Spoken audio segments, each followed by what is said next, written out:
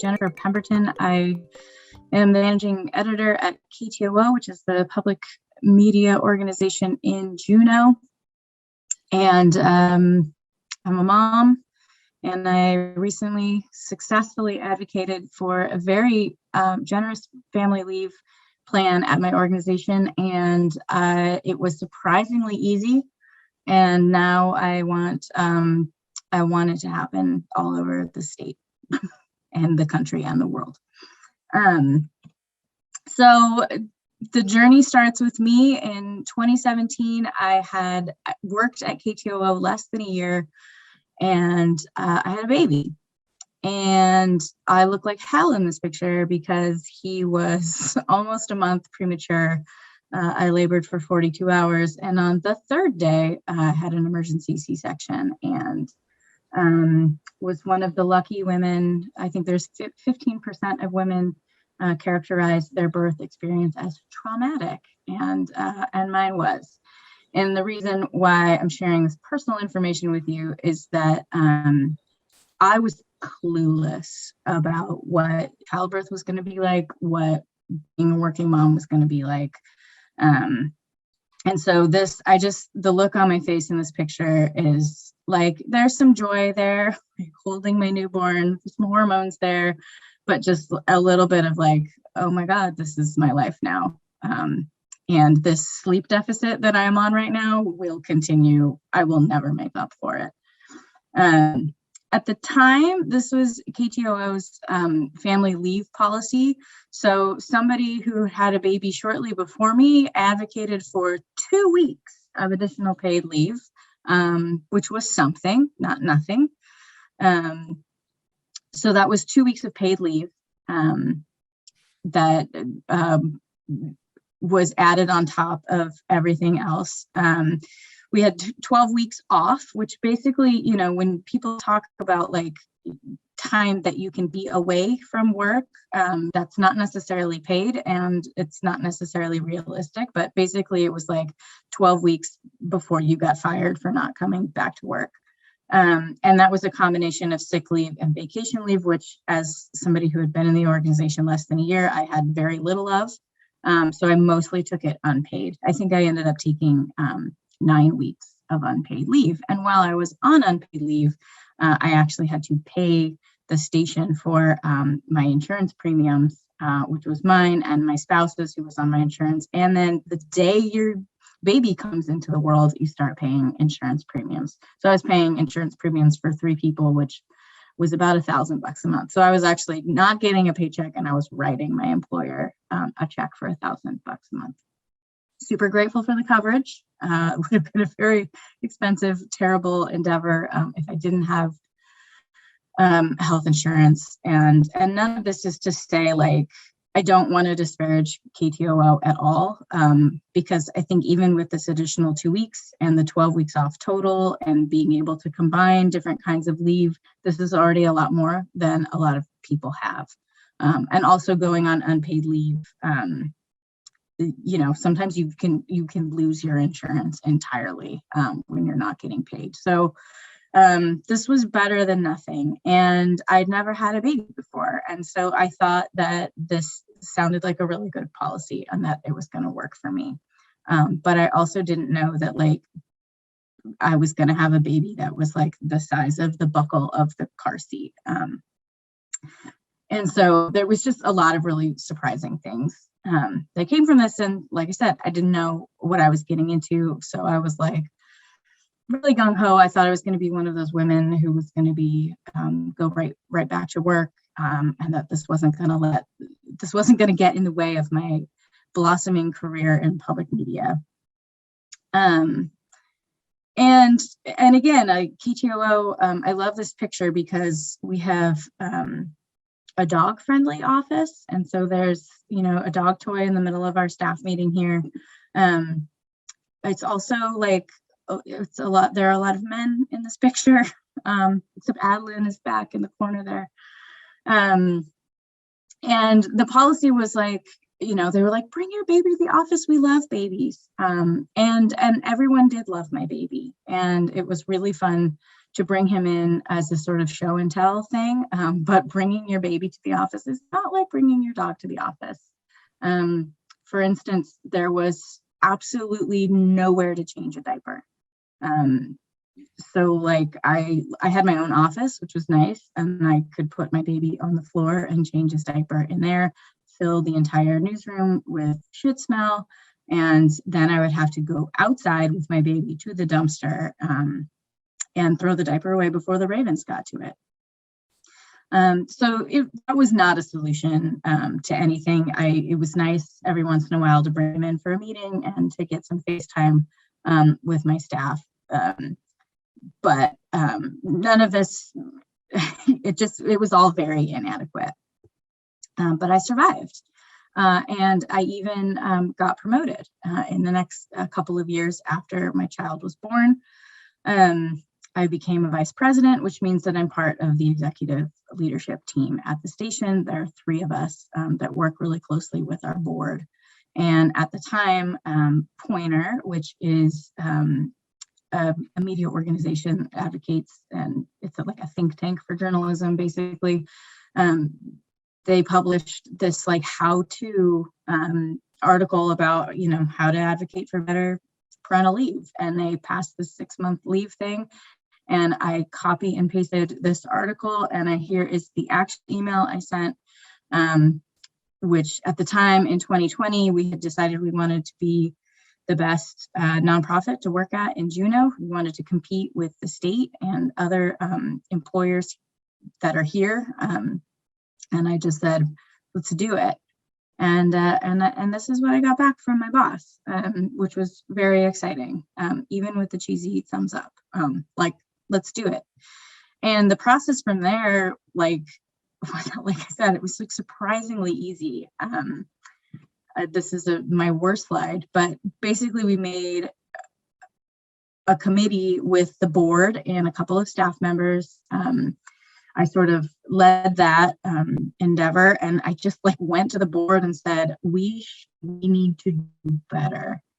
And at first I said, like, I don't want to go all like Europe on this, but like, we need to do something, like a couple more weeks, a couple more months. I said, realistically, like I was out of commission for 3 months. Like by the time I exhausted my paid leave, which was just a couple of weeks, like I still couldn't get out of bed at that point.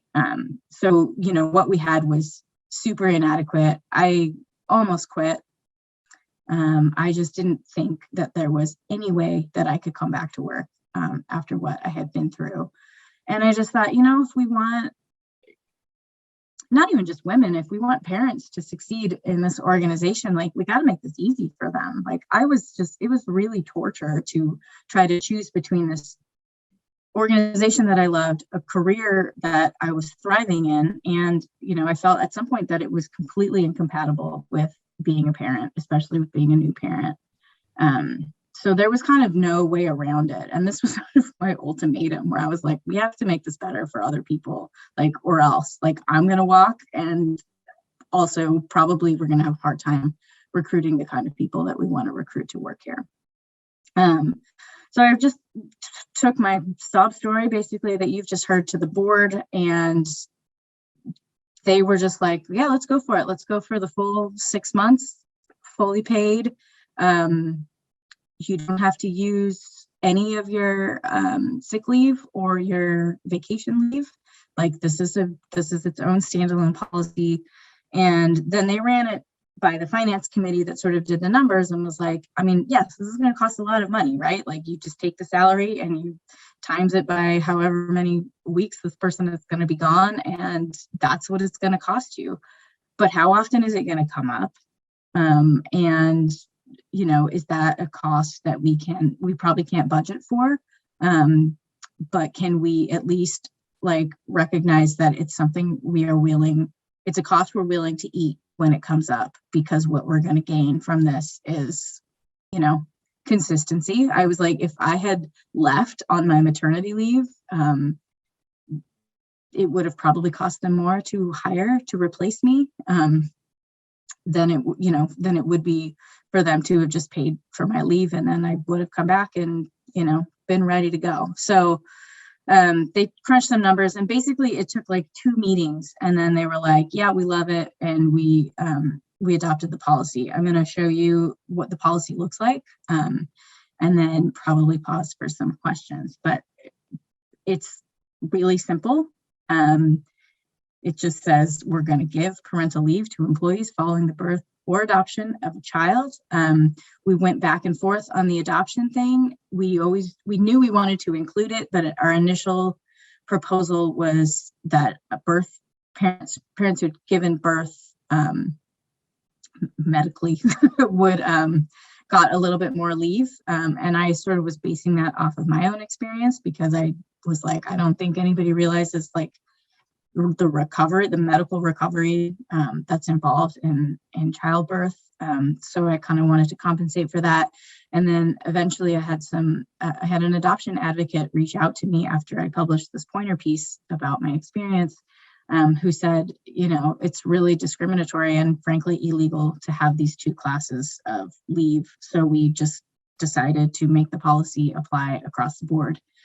So however a child came into your life, the policy works the same for you. It's 20 weeks. We pay everything.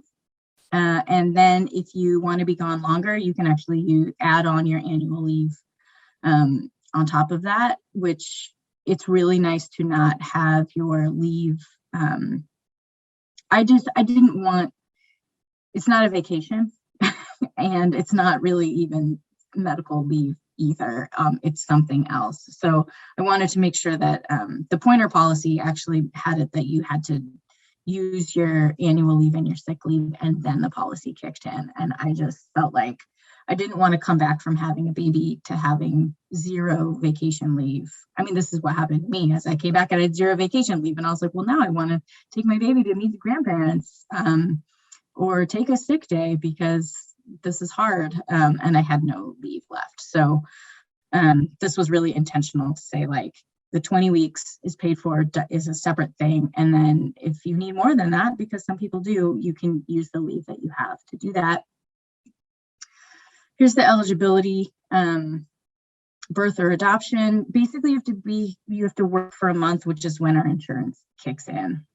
So that also means that, like, if you are pregnant when you get hired, the policy applies to you, which was really important to me as somebody who got pregnant 6 weeks after getting hired, that there not be a waiting period, because I think waiting periods are super awkward, because it's not like people are planning to get pregnant like the day after they get hired. I don't think that maybe there are some bad actors who would try to play this, but I was racking my brain trying to figure out, like, those waiting periods seem to be like to dissuade people from getting pregnant right after getting hired. And I just was like, that's not how it works. So there's basically no waiting period except the regular waiting period that we have, which is that you have to work for a full month for your insurance to kick in.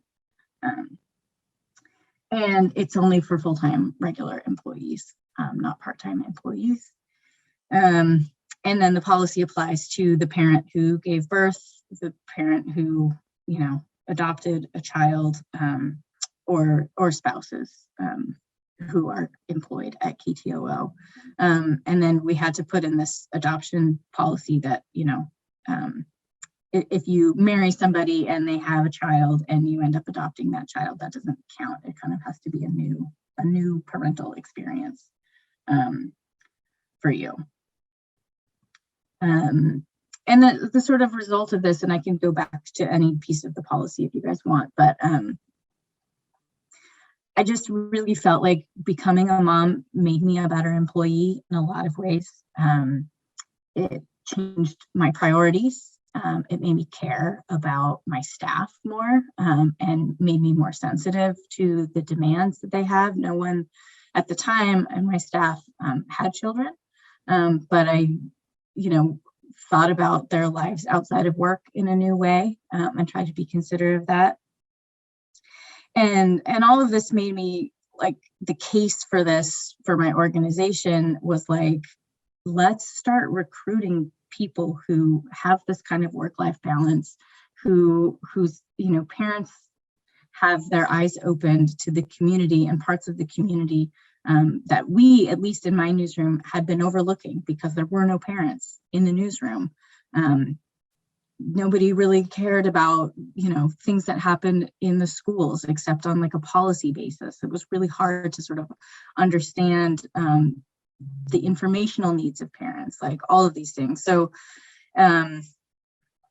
I just felt like I was such a better employee, and I thought, boy, we should do whatever we can. I'm not saying we have to encourage any employees to have children who don't want to do that, but we should definitely make this a really attractive place for parents to work.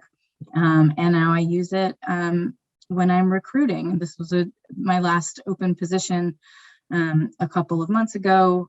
I had a big long thread of all of the perks, and this was one of them. And 26 people liked it, which for a job description tweet felt like kind of a lot. So I use it as a tool now for recruiting, and it's something that I'm really proud of and excited about, and love telling people, like, you should come work here because this is what can happen. And not just that this policy exists, but like I try to encourage the staff at KTOO now to be like, if you want to see something different, like just say something about it, because it turns out like it's pretty easy if you make a good case for something that, this is an organization that wants to be better and do better. So just to ask. So I'm going to stop there for questions. Should I be looking at the chat, or is somebody going to feed me some questions here?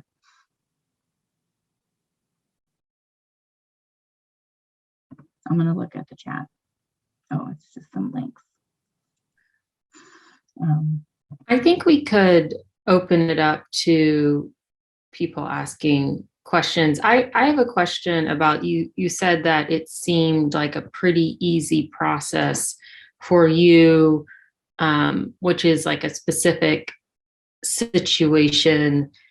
Would you have advice if someone is meeting resistance from their management on trying to enact this policy? Yeah, I think you're right. I was in a position of leadership at the time when I brought it up. So that was, I was already kind of in a position of power, and and I didn't meet resistance. But I think if I did, I think appealing on a number of different levels. So like, making the financial case, which I didn't really have to do. The board kind of did the numbers and took it to the finance committee, but appealing, it wasn't, I think my personal story was really compelling for the board, but I didn't need it to be just about me. I was like, this is not just for me, this is for, recruiting, how it lined up with our mission. So one of our strategic 5-year goals was to be the best workplace in Juneau, because we have lost a lot of employees to the state, which is the other major employer here, or the federal government, which both have sort of better leave policies than we did. So I was like, if we want to be competitive and if we want to hire locally, which is something that the board said was a priority, it was just like, we're not hiring enough local people.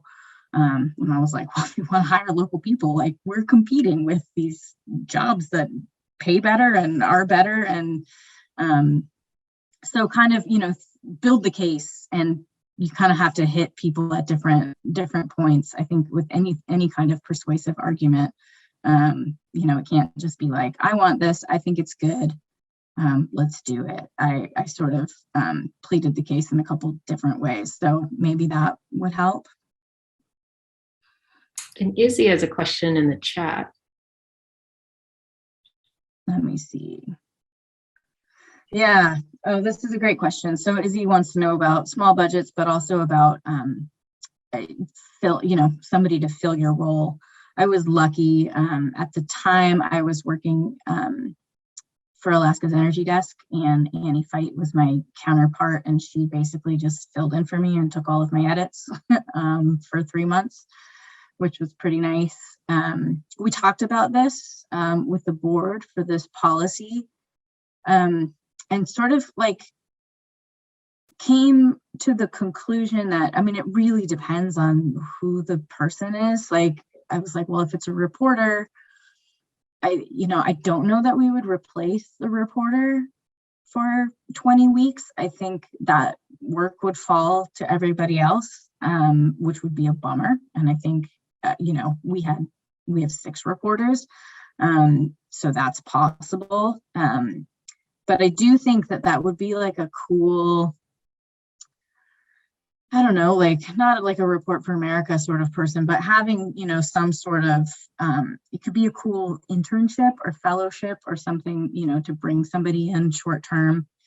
Maybe they're not getting paid as much. It's not like because then you're paying 2 people's salaries, right? Which doesn't seem possible. So if you were paying the person who was out on leave, paying their salary, and then, bringing in somebody temporary, that might be possible, because also if they're temporary, you're probably not paying all of their benefits and they're going to be cheaper to the organization. Maybe having a fellowship or a slush fund or some sort of somebody donating some money that was specifically for that. If you went to your community and said, like, is somebody willing to, give us a couple $1,000s in the case that, so we can hire a replacement for this. I lived in Sweden for a while, and Sweden's one of those like places that's super famous for it's really progressive, 2 years paid leave, whatever.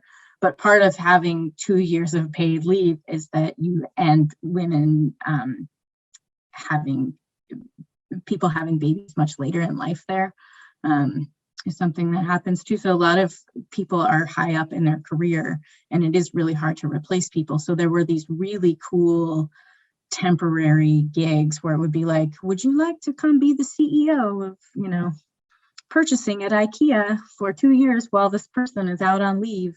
And they had sort of training programs, and they had like temp agencies that specialized in filling high-powered roles for people who were out on maternity leave, which I thought was super cool. Izzy, I'm not saying that is the solution to your problems. I don't know if Dillingham's ready for that or not, but it's definitely a really important part to think of. And at KTOO right now, we're kind of like, we'll cross that bridge when we get there. Like, if it is, if it had been me in my current position, sort of being the one in charge of the newsroom, I'd have to be, it would be hard for me to be gone for that long again, but I'd make sure that somebody, was a good deputy and could fill in. But like, yeah, if you're the only reporter at your station and you go out on leave, I would hope that the station could be really creative about how to fill that and not hold that against you. I mean, I think that's nobody wants to be that special that like, you can't leave. We're not indentured to our organizations. So I think I would hope that, the board or leadership at your organization could find a creative way to allow you to have that time off.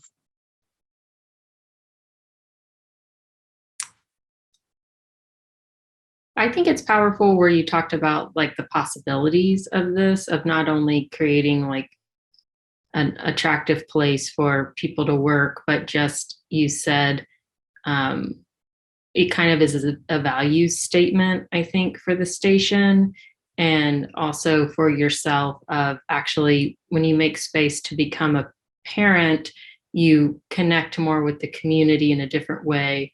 And then also you said you became better at your job. And something I see in our station at KYUK and a lot of other stations, it's just a lot of young, often like unmarried, have no dependents people.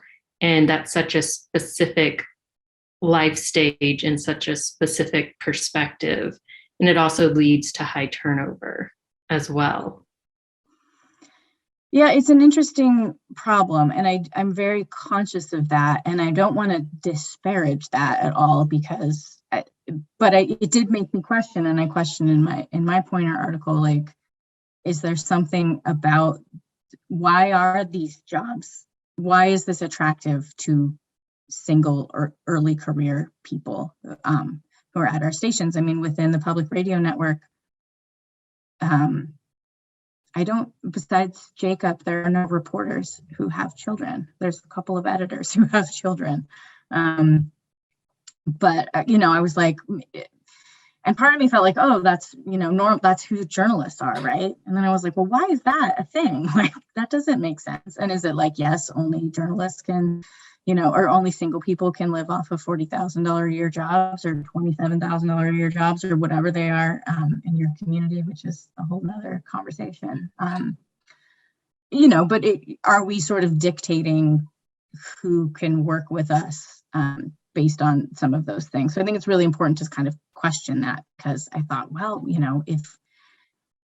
what would it mean to have more parents or more part-time people, or, people who were seasonal, or people who couldn't work, who worked a night shift, or like whatever, like all these different scenarios would just work condition scenarios would change the kinds of reporting that I think we would have and the kinds of people we would have in those positions.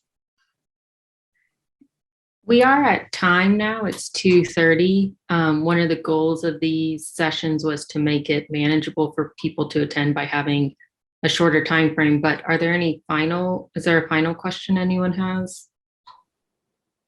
Mainly just like, how can we make like a dozen copies of Bill this year and just distribute them around the state? That's kind of my main.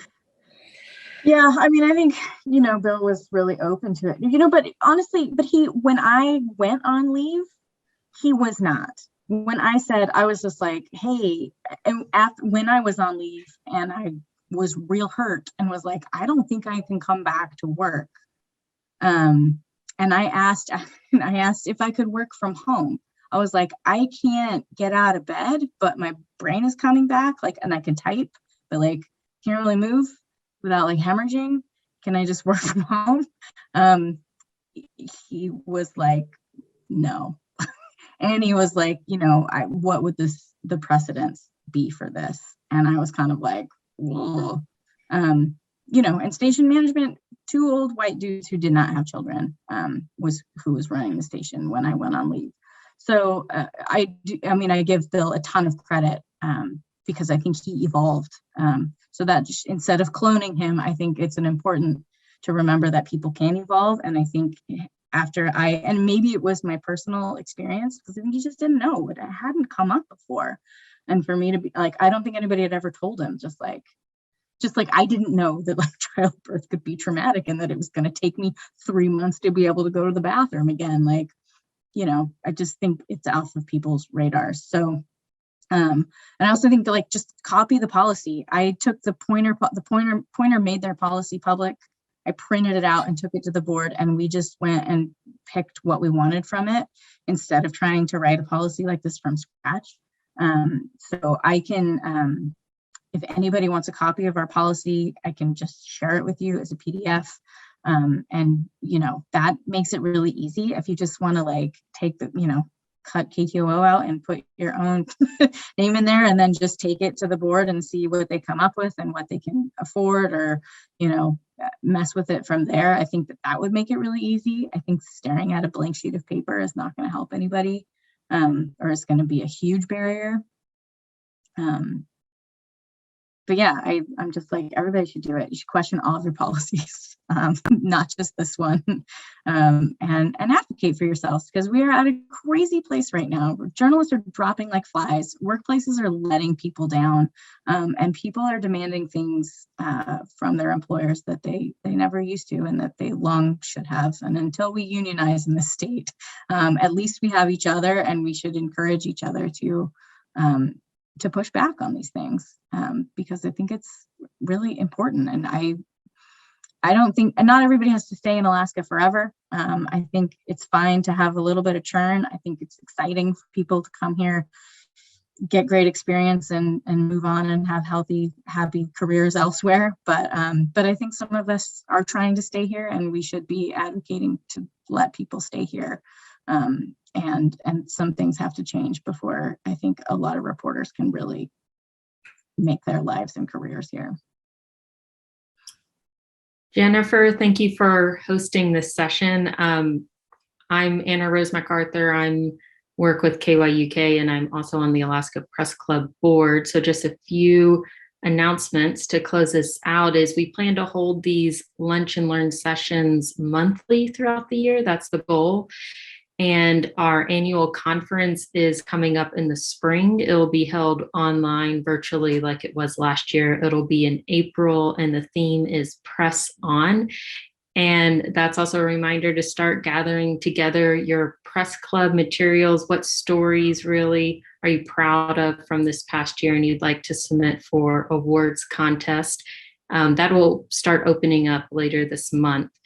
And also we have funds available through the press club. If you have a professional development opportunity that you're interested in for yourself or your newsroom, go on the Alaska Press Club page and look at the grants, and you can talk with Rosie more about that. You could also reach out to me and I could point you in the right direction. And thank you to our contributors that help us put on events like this, like the Atwood Foundation, for supporting Alaska Press Club. If you have more ideas about what lunch and learn sessions you would like us to host, please just shoot me an email or Slack me, and I'd love to hear your ideas. Thanks, everyone. And Jennifer, thank you. Thanks, you guys. It was an honor. I appreciate you guys being here.